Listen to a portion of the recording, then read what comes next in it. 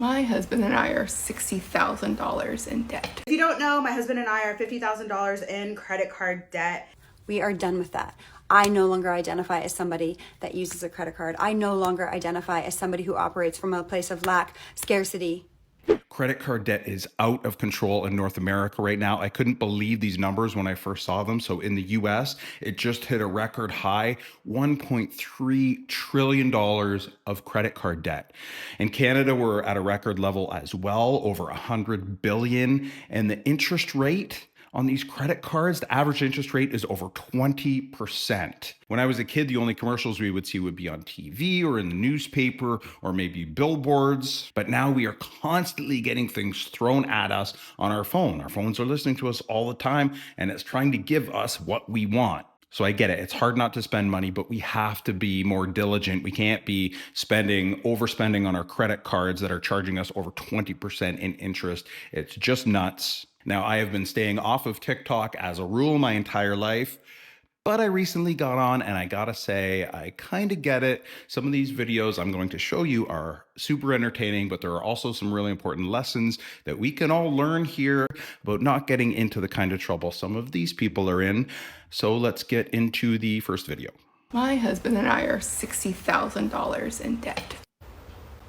Let me explain how we got here. So in June of 2022, we had a good amount of savings and decided that our home that we've been living in for a couple years just needed some maintenance and some upgrade. Our stucco was falling off, so we needed to have that repaired. We had our house painted. We upgraded our bathroom a little bit. And also decided to pay off my husband's private student loan because the interest is not great. And so we had plenty of savings and we decided to just drain those bad boys. We both had really stable jobs. We would be able to squirrel away some money over time and build back up our savings again. 2 weeks later, unexpectedly, I was laid off from my job. And I'm the breadwinner of our household, so it did not go well. I was unemployed for about 7 months. We had to put a lot of stuff on credit card to be able to keep ourselves afloat. So anything that could go on a credit card went on a credit card.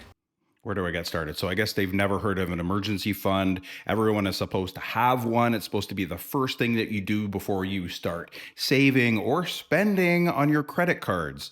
So an emergency fund, 3 to 6 months worth of living expenses. Maybe that's what they had, but they certainly didn't spend it on emergencies. They spent it on, what did they say? The stucco on the outside of the house. Okay, maybe that was an emergency, but painting the house isn't an emergency. I mean, they probably paid painters, right? They upgraded the bathroom. They paid off the husband's private loan, which does make sense, actually. But from then they should have started their emergency fund, but then she lost her stable job. We cut back as much as we could, but there's still a lot of expenses. We finally decided to do a debt consolidation loan, and it's about $65,000. And we're gonna try and pay it off. We did a 5-year loan plan, but we're gonna try and pay it off in the next 2 years. But your girl loves to shop, so I'm gonna have to do some shit to keep myself accountable to this. Buying a puppy when you're in $60,000 of credit card debt is not a good idea. Good idea. I'm just saying that. Okay, now I didn't show you the whole video. They did say at some point that they had a mortgage. So that's good because it forces them to save because they don't seem like they're really good savers. They're better spenders than they are savers. But when you have a mortgage, at least in Canada, you can get a home equity line of credit. I'm sure they have the equivalent in the US. This is a super low interest line of credit that goes against your home. We have one super low interest rate, like I said, almost as low as the mortgage rate itself. So I would recommend getting one of those for emergencies if you don't have an emergency fund, or even have one of those just in case you drain your emergency fund so you're not having to use credit cards. And she was out of work for 7 months and she spent $65,000. I don't know. They also mentioned they had stable jobs. Apparently her job wasn't very stable. Cut back as much as we could, but your girl loves shopping. And finally, the icing on the cake, they bought a puppy when they were in $65,000 of credit card debt. Good lesson in what not to do. So if you've seen any of my investing videos, I talk a lot about investor behavior and the psychology behind a lot of the decisions that they make. So this next video, this woman talks about the psychology behind her crazy credit card debt. So let's get into it. I have $40,000 in credit card debt. 40. So let's talk about it. I'm in my third cycle of credit card debt, and at this point, my threshold has just gotten so big. Your threshold for debt increases with time, right? It's just like your threshold for anything else that creates stress in your life. Over time, your body has to adapt to the current conditions, so your threshold for what it can hold expands. So right now, the number 40 probably feels staggering to some of you, but it's not a number that I feel fear around. Okay, good for her. She doesn't feel fear around $40,000 worth of credit card debt. Did she mention shame yet? Maybe she mentions that a little bit later in the video. I had to just pause it here because she started talking about her room for debt increasing as she gets older. That's a lot different than your body being able to adapt to stress as you get. At least it's a lot different to me. I don't think we should increase the amount of credit card debt that we can take on as we get older or use that as an excuse. I just think that's stupid. Anyway, let's watch a little bit more. Money's been the one thing that I've been avoiding. And over the last month, I have gotten to a place where I cannot avoid it anymore because I am in a very unique situation when it comes to my finances. A unique situation when it comes to her finances. She got to a point where she just couldn't avoid it anymore. So that's like what we don't want to do. That's pretty much the worst thing to do, is keep spending and spending and spending until you can't avoid it anymore, until you have to confront it, because then you are in such a gigantic hole. I don't know why she has to confront it. Maybe she's going to lose her car, her house. I don't know what the deal is, but I do know that none of us want to be in that situation. Okay, let's watch more. So moving forward, okay, now that we've got 40 grand, what's the plan? The plan is to give it to God, basically. I am in a full surrender right now with my finances, and I just trust so deeply that I had to get to this level. I had to go to these depths on my journey with money for me to fully untangle my relationship with money. Because if you go all the way back to my childhood, I felt fear and scarcity around money before I even conceptually understood what it was. So as I entered adulthood, I had subconscious beliefs that there wasn't enough money, that money equated to my worth, scarcity, lack. Like I had very, very, very deep-rooted fear patterns around money. Very, very deep patterns. I'm calling bullshit on this. Okay, so my dad moved to Canada when he was 9 years old in the 50s from England after World War II. He had real fear of scarcity. Let me tell you, when my mom would take me to buy me clothes for school, she told me not to tell him how much we spent. And we weren't overspending by any means. I mean, we didn't come from a wealthy family or anything. Both of my parents came from very meager beginnings. But let me tell you, that is true fear of scarcity. I don't know where she gets it from. My dad didn't have this fear of scarcity and then rack up $20,000, $30,000, $40,000 worth of credit card debt. I think this is just ridiculous, and these are excuses, but this is just my opinion. But ultimately, she's in a position that none of us want to be in. I don't know about you, but I got to watch a little bit more. I worked in finance for 10 years. I consciously knew the right decisions to make.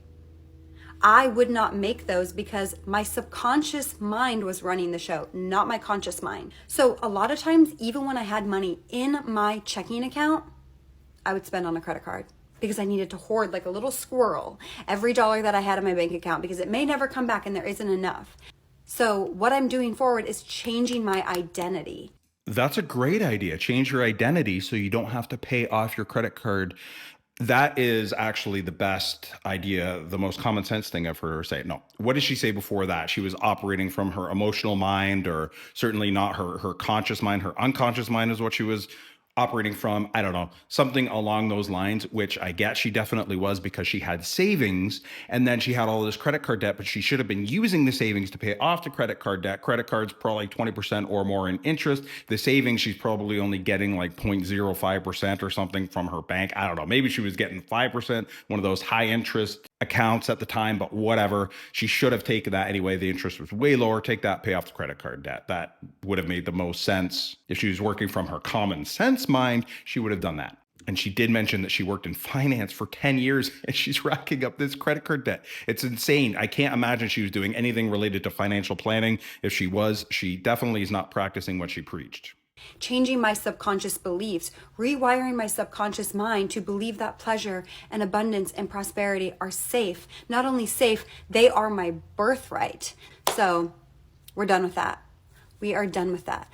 I no longer identify as somebody that uses a credit card. I no longer identify as somebody who operates from a place of lack, scarcity, not enoughness, unworthiness, none of that. I am no longer a person that operates from a place of shame. I wasn't aware that not enoughness is a word. She no longer operates from a place of shame. That's great. I guess third time's the charm. She's racked this up for the third time. She did mention that at a part that you didn't hear. She's had 3 cycles of credit card debt. So this is the third one and the biggest one because her appetite or her room for credit card debt increases the older that she gets, like stress. I don't know. I think that is BS. It seems like she's making a lot of excuses for herself. She's changing her identity. She doesn't identify with someone who has credit card debt, or maybe she should, you know what? She should not identify as somebody who has a credit card. She should only spend cash from now on and spend very little of it, like live off of Kraft Dinner or something until she's got this credit card debt paid off. Okay, this last video is pretty awesome. It's entertaining, but it also gets into should you or should you not file for bankruptcy when you get in over your head with credit card debt. So let's check it out.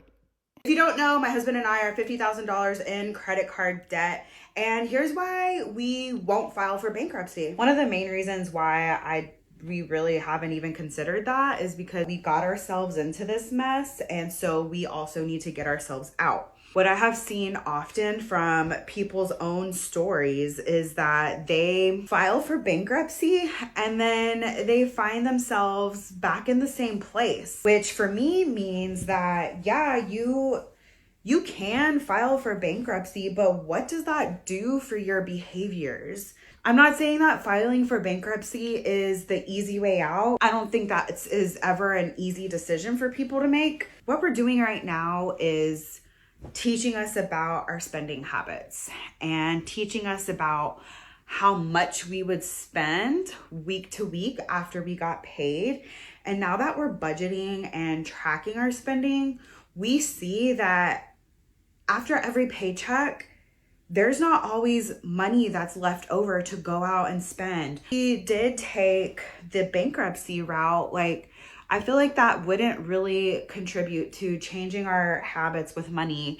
Well, that is a breath of fresh air after the first 2 videos. She's actually taking ownership, taking responsibility of all of this credit card debt, not going to file for bankruptcy because they know they're not going to learn any lessons. They're not going to improve their behavior if they do that. It's commendable. They want to correct their habits. A lot of people would take the easy way out if that's what bankruptcy is. I don't know how easy it is for me, but it just seems to me that today, like, society is getting wimpier, more entitled, and less responsible. So it's nice to see in this case that these people are stepping up. Now, you might be wondering, if you're drowning in credit card debt, should you file for bankruptcy? Well, here's the deal. So if you do, it wipes out your debt quickly, obviously, but it wrecks your credit for a long time. So in the US, it wrecks your credit for like 7 to 10 years. It'll stay on your credit report for that long. In Canada, it's almost the same, 6 to 7 years. So if you work really hard to rebuild your credit during that time, like after you file for bankruptcy, lenders, landlords, banks, they are going to see the bankruptcy every time they check your credit. So it's like a black mark and just makes everything harder. On the other hand, if you grind things out, even if your credit score is really low at first, you can improve it over like just 1 to 2 years. So by the end of the second year, you can achieve a decent credit score. After 3 years, it's very possible to have a good credit score again without a bankruptcy hanging over your head. So you can actually see the light at the end of the tunnel in terms of financial independence. If you file for bankruptcy, you're probably not going to see that light for a very long time, if you ever see it at all. So yes, bankruptcy might feel like a clean break, but the reality is that it delays your financial comeback by like 5 to 7 years or maybe more in the US compared to grinding your way out, taking responsibility and paying it off. Now, I know that's not possible for everybody. Some people have to file for bankruptcy, but if you can avoid it, then it's probably your best bet. So this has been really fun. First kind of video I've done like this. Please like, subscribe, and share. Thanks for watching, and we'll see you again soon.